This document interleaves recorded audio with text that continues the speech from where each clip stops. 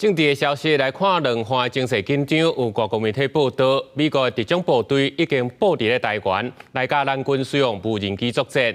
另外，立委嘛真关心美国总统拜登2025年的财政年度预算案，有编辑1个美金来协助台湾。国务长邱国正是强调，美国这条钱是无条件来提供，详细嘛阁爱讨论。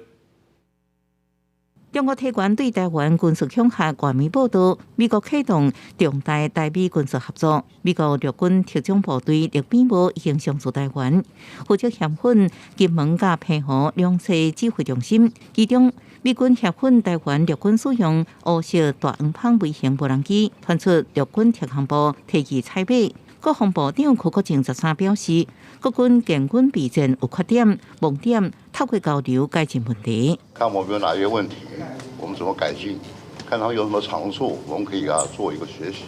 这一个叫固定的，没有讲说特别要买这个买那个，因此而要买什么，不见得，这交流的范畴。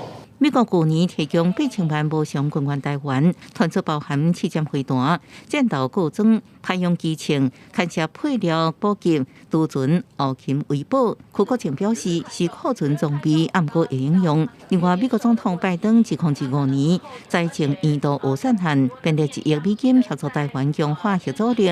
立委关心是不是有偿也是无偿军援？那这1亿元是有偿还是无偿？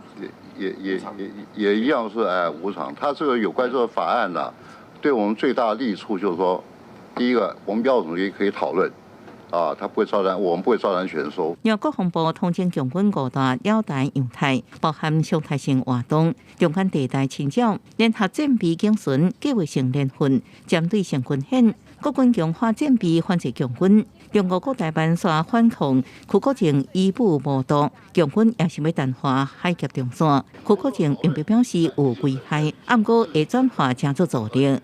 要把这些敌我的界限划分很清楚，平常在这个界限以内、范围以内，一有状况来，把它当做一个演练、一个范本。 针对花莲基地 F-12V 伫大修出场了后进行全效能测试，13试飞了发生空中故障，惊动空军司令校长关心。邱国正表示，毋是发动机熄火，试飞时阵发现有紧固电壳倒起来，肯定飞行员依照正常程序来处理。记者综合报道。